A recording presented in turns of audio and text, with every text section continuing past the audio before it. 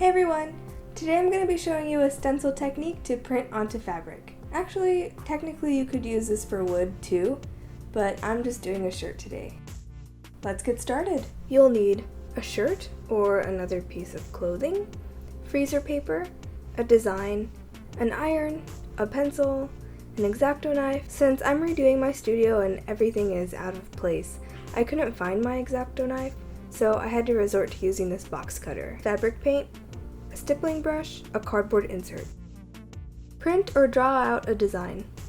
I saw a design like this a while ago. It's just a list of things with an ampersand at the end of each word except for the last one. And in keeping with the Filipino themed designs that I've apparently been doing quite frequently, I decided to make a list of some of my favorite Filipino foods. I've actually seen something similar to this with Filipino food and desserts and other things, beer, whatnot, but I wanted to make one that was custom to me, that was a list of what I like. Lay your design out and lay the freezer paper on top, shiny side down, and trace your design.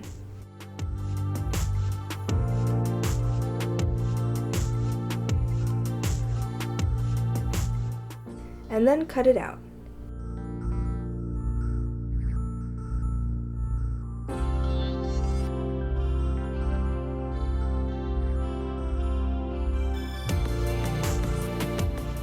With freezer paper, you don't have to do the traditional stencil thing where the little free-floating bits like these parts of some letters need to have a little bridge to keep them in place. Freezer paper ends up sticking down onto the fabric, so you can just cut those parts completely free, place them, and then iron them down. To keep it organized, I only cut around the outside of the letters, and all the letters that had those free-floating bits, I put them aside to cut them out later.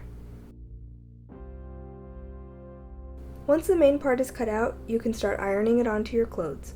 Stick the cardboard insert into your piece of clothing and lay your stencil on top, adjusting it to where you want.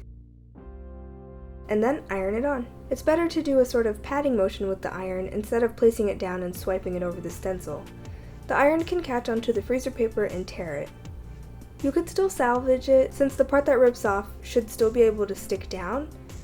You would just have to place it yourself and make sure it sticks down well. It's just easier to avoid doing that altogether. You should be able to see the freezer paper start adhering to the shirt. If you're unsure, you can poke at it a little bit and see if the edges start coming up. If so, just run the iron over it again. I had to iron this thing for way longer than normal because of this tiny iron. It doesn't heat up as well as a normal iron, and since it's so tiny, you can only heat up a small portion of the stencil at a time.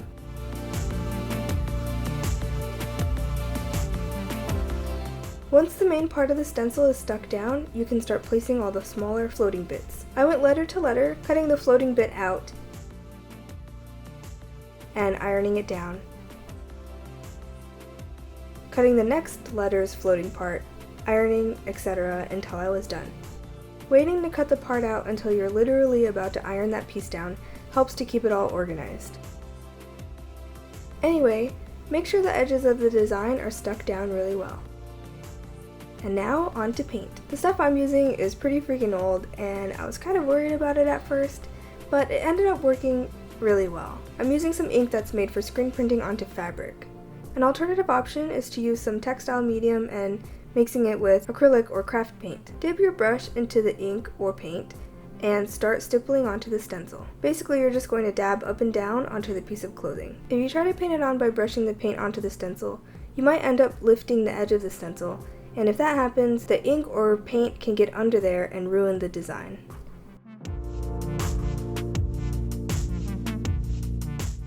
I ended up doing 2 coats of ink.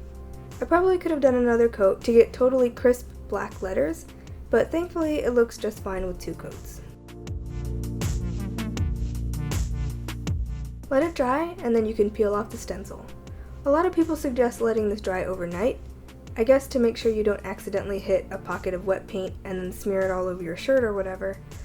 But if you're careful, like me, you can probably get away with peeling it off when it's just dry to the touch. I removed the floaty bits first, using a pin to help me get the edges up. You could also use tweezers. Then just peel off the main part of the stencil.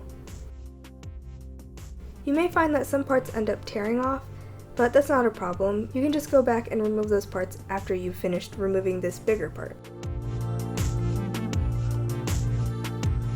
Now let it dry completely.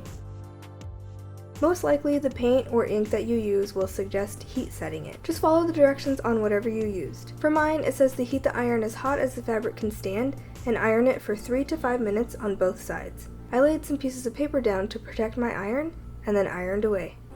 You can also use some scrap fabric.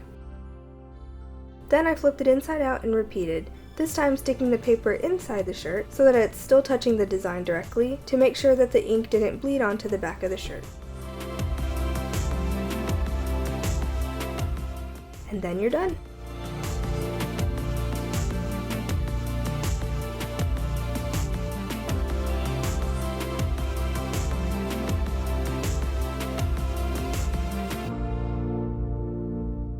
I hope you enjoyed this video. If you did, please leave a like. If you want to see more, then feel free to subscribe. I post art videos every Tuesday and DIY videos every Thursday. You can follow me on Twitter, Tumblr, Instagram, Pinterest, and Snapchat, and I'll leave the information to those down below. Last week, I had a giveaway for this patch, and the winner is... Congratulations! By now, I should have sent you a message or commented to try to get in touch with you. If I haven't yet, then I will sometime today, so keep an eye out for that and message me back so I can get your information and send this to you. Please try to get back to me by the 1st, which is 3 days. Unfortunately, if you don't get back to me, I'm going to have to redraw and pick another winner. So yeah, make sure you message me back. Alright, I'll see you next week.